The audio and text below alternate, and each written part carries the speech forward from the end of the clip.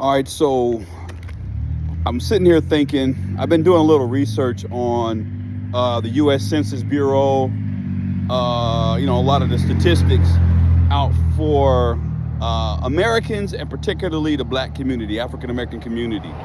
And I think it's something everybody should do, man, and it's alarming. And this is not to poke fun, obviously, at or to make hurt and light of black issues and the plight of black people. And I'm not even really going to get into causation right now, but at the same time, I think that we need to point out what it is, issues, right? You can't fix anything until you point out the issue, until you recognize that it's an issue. It's like going to the doctor and lying about whatever is bothering you, right? They can't fix it if they don't recognize it. I think every other group of people all over the world does a better job at self-reflecting and looking at what they're doing wrong. And we can't get better until we recognize that we need to get better in certain areas. And what am I talking about? I'm talking about education gap. And I'm not just talking about like college, right? Universities is not for everybody. Trades and some mastering some kind of skill. I'm especially talking about for black men, right? And it's always funny to me, people say, well, black women are the most educated, which is not exactly true because it's the Asian group, Asian women or men or whatever, they're like the most highly educated. But they're very educated, and certainly compared to the black man. But the thing is that, how is that, right? These people are coming from the same families. These boys and these girls are coming from the same families. And yet one group is much more educated than the other.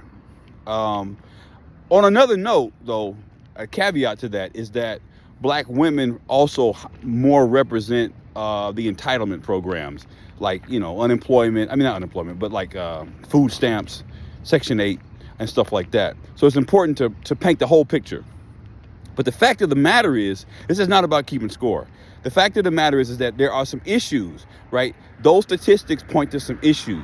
The mass incarceration for the black man, that's an issue, right? Now, the system is not fair, but they ain't snatching folks up that's innocent. Most of the people that's incarcerated have done something, right? Why is it that we normalize criminal behavior? Why is it that we embrace and endorse and inculcate into black community a lot of negative traits, including criminality? You're not a man. It's not a rite of passage because you go to prison or incarcerated or do any of those types of things. You are a target, and you're an easy target at that.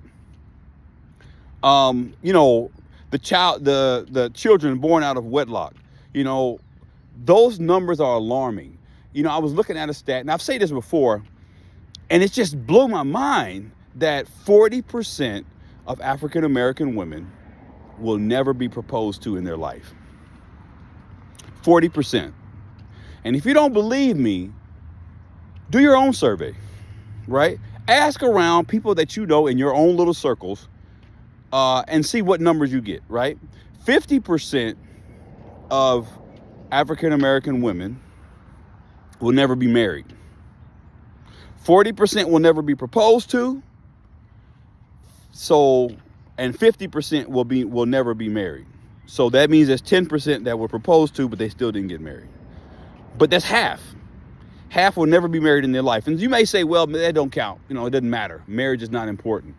But it does matter in the sense that when it comes to the likelihood of the betterment of your child, of the children, when it comes to just pure economics, I think a lot of black people really we do not consider marriage as a economic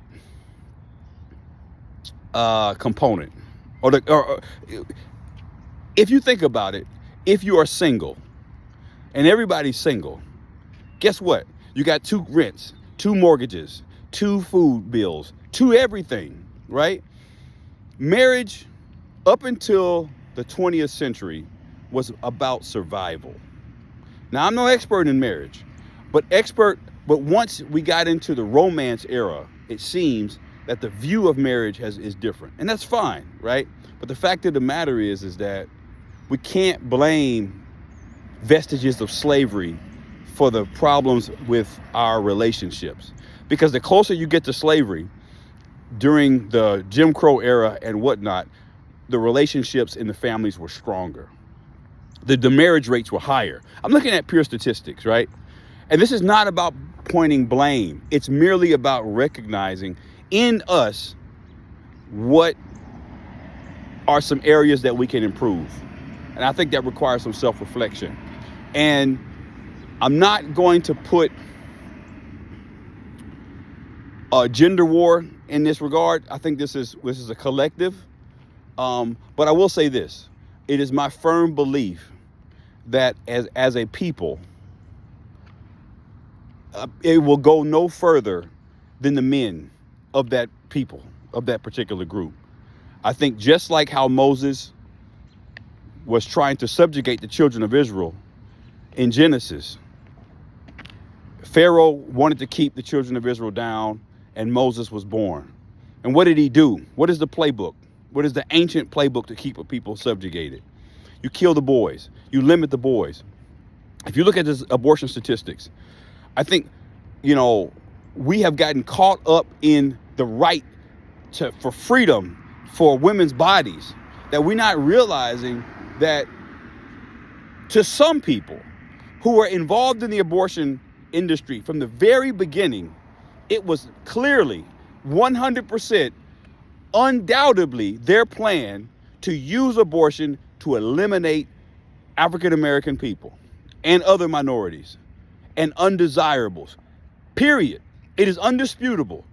The founder of Planned Parenthood, Margaret Sanger, was absolutely a racist. It is. We got her letters that she wrote. We got her speeches that she made.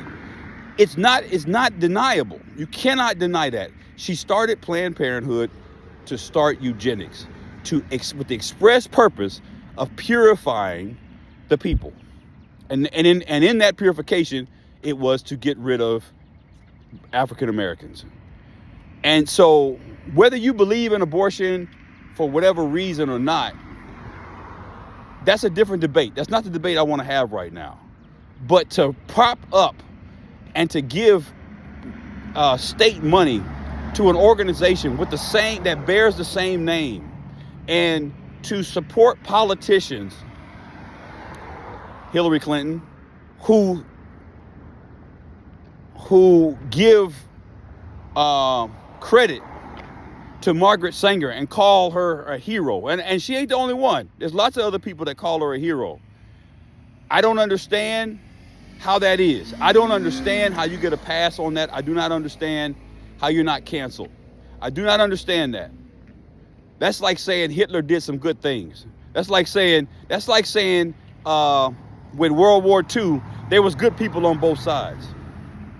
It's the same thing. And I think that we have to sit and look amongst ourselves, and we have to recognize that we have to make a change. We can't expect outside people to make a change. And I'm saying this, and I believe this strongly. Stop asking people to free you. If somebody can free you, they can take it away. Peace.